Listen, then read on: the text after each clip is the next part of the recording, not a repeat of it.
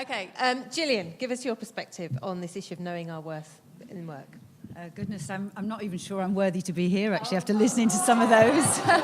I've had people who've set up, well, 2 of you have fought publicly. 3 of you, actually, have fought publicly for equal pay and rights to be treated fairly at work. And I've had my own personal experience, and I didn't actually think about it, so I was just listening to your stories of how I did get a settlement, and I did negotiate very hard and very satisfactorily, but it didn't help anyone else. And actually what you did, even though you were kind of forced to in some cases, because it is the worst thing I think that can happen, particularly if you've got to a senior level, it's that question mark that people will be asking. So I'm down here as a Conservative MP, but... Oh, okay. There's not many people ask that. Is it on? It is on. Is it on? Shall I? I'll just speak louder anyway. Okay, I can do that.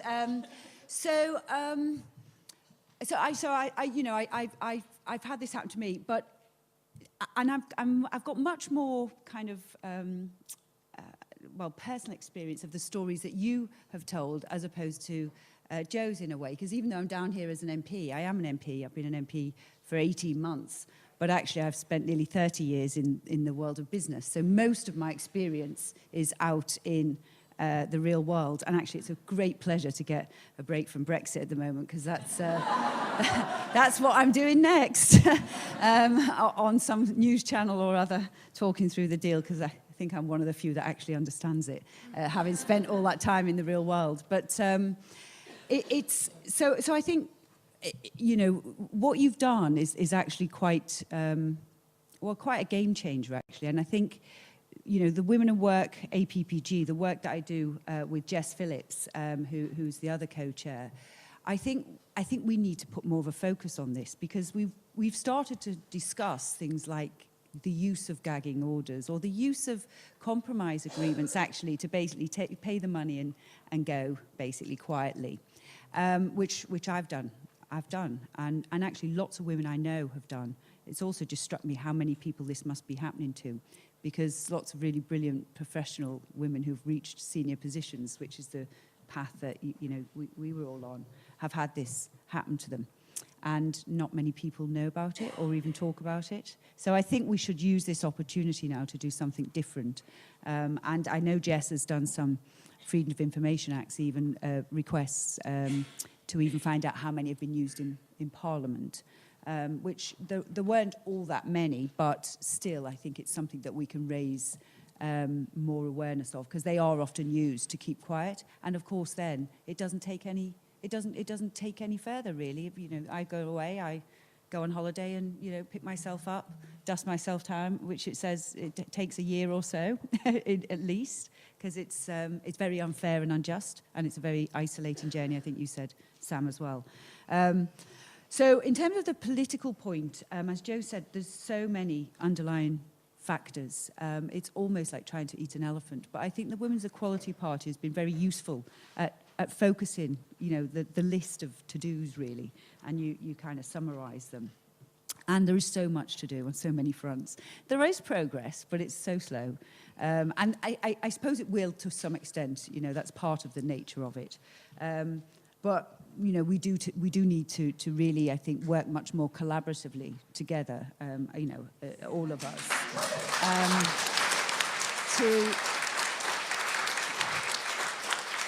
to make sure that we get the real points across, and probably prioritise a little as well.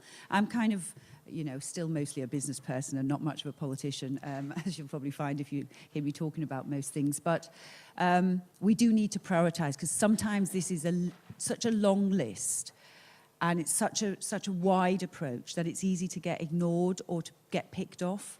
So I think that's something else as well for us to think about, how we just really prioritise and knock down some of these things that have been for a long time, whether it's shared parental leave, whether it's even the corporate culture, whether it's more transparency around when these things are happening, coincidentally to women after they're 40, pretty much in the business world. I mean, it's kind of, I don't know what happens, but we become irritating at that point. Maybe it's because we know more, I don't know, but it certainly is a factor.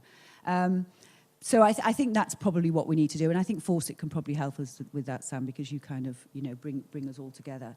I mean, there's so many different groups trying to address it as well. That's often what I think, you know, again, we've got so many different voices that it's easier to ignore different voices than it is to ignore one strong voice. And I think that's what we need to do, and what we need to do. And you know, certainly I look forward to learning from Jo. She's so much more ahead of me in terms of understanding politics. She's been in politics for 100 years, but a long time. She's done proper jobs. She's done the Women's Inequalities Minister. She's done the job. So, you know, I think, and you know how it works a lot better than I do as well. But, you know, I do look forward to hearing more. However, I am in a good position because I am now in Parliament. I am now a Conservative. They're in government at the moment, and I am brave enough to speak as well. You know, the great thing about coming to politics when you're 50 is, you know, you've not really got the same thing to prove as when you're 30. And, you know, and I am. That's why, you know, we got on from the moment. I'm very happy to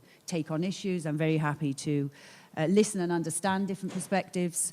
I always say, even actually talking about this, but, you know, growing up in just outside Liverpool, it's actually the most Labour town in the whole country. And all my family support Labour pretty much. And they all voted to leave. I was the only one who voted to remain. So I've never really had anyone agree with me. So I'm very used to, I'm very used to arguing. The only Conservative in Knowsley. I think I've got an uncle who's once voted Conservative.